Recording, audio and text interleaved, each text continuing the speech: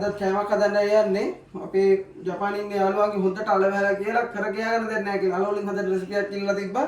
ඉතින් අපි අද දෙන්න යන්නේ අල රෙසිපියක්. අපි එකටම අද අපිට ඕන කරන ද්‍රව්‍ය ටික අඳුරගෙමු. එකටම අපිට අල ඕන වෙනවා. corn flour, ඊට පස්සේ ලුණු, කහ කුඩු, ඔරිගානෝ, තෙල්, මින්ස් චිකන් තමයි අද අපේ වැඩේට ඕන වෙන්නේ.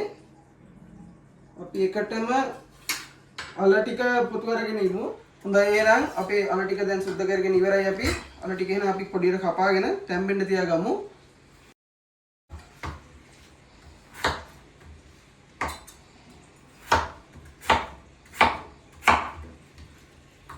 හොඳයි එහෙනම් අපේ අල ටික දැන් හොඳට කපාගෙන ඉවරයි. අපි ඒකට තඹ ගන්න ලුණු ටිකකුයි ලුණු පස්සේ හොඳට රස බලලා ලුණු එකතු කරගමු. තඹ ගන්න විතරක් දැනට එකතු කරගෙන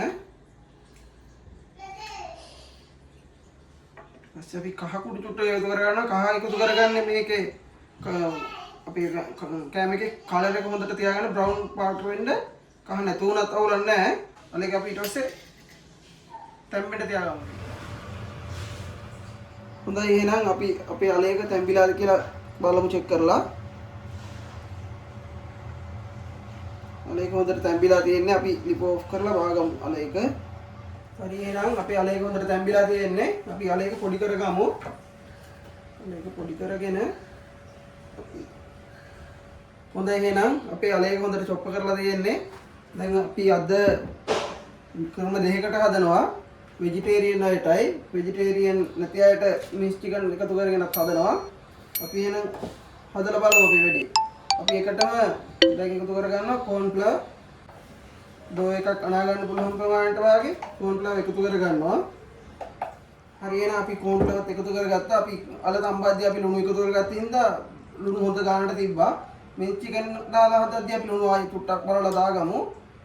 අපි එකටම දැන් ඔරිගානෝ එකතු කරගන්නවා. හොඳට දැන් තියෙන්නේ මික්ස් කරගන්න මේක. අපි මේකට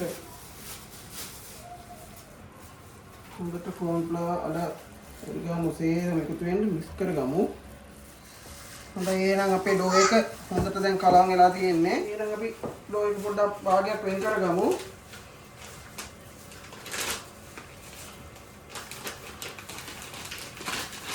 අපි මික්ස් චිකන් මේකට ඇඩ් කරගමු. ටක් ඒක ඩෝ එක කලවම් කරගමු. මුළු කුඩු චූටක් වෙන්න අපි උරගමු ආයේ. හොඳයි එහෙනම් අපේ මික්ස් චිකන් ඩෝ එකත් හොඳට අනලා තියෙන දැන් අපි ඒකත් අපි උරේට දාලා ටික ටික උරගමු උරේට.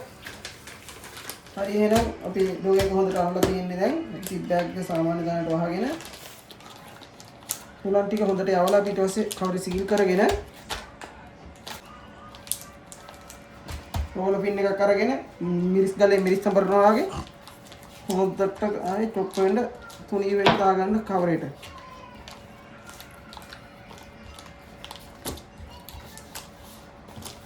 සීනිකම දේවාල ගියා වගේ අඹරන්න නැතුව ලස්සනට පිළිවෙලකට අඹර ගන්න.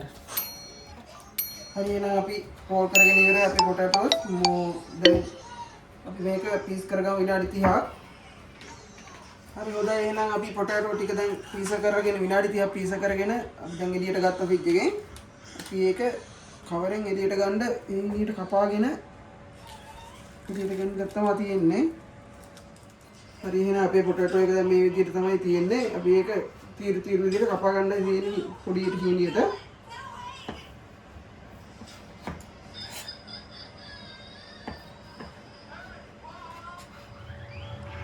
අපි දැන් පොටැටෝ ස්පයිස් ටික බැද ගන්න ඔයිල් ටික හීට් කරගමු.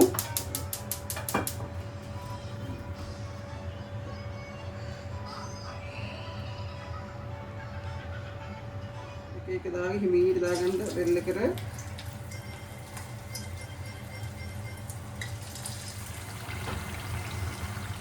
හරි හොඳයි එහෙනම් අපේ පොටැටෝස් ටික සේරම හදලා ඉවරයි. මේ පැත්තේ තියෙන්නේ වෙජිටේරියන් ටික, මේ තියෙන්නේ චිකන් දාපු ටික. අපි කාලා බලමු කොහොමද රස කියලා. ඊට කලින් පානේ ටුට්ටකුත් අරගෙන අරලා බලමු කොහොමද රස ටේස්ට් එක කියලා. ඊයේ මට මේ ෂොට් එකක් කියවපු යාළුවටත් ගෞරවයෙන් බුසරණයි. අද යන්නේ ඉතින් මේක ෆොටෝ එකක් ගාලා එව්වා. එහෙනම් කම්පයි.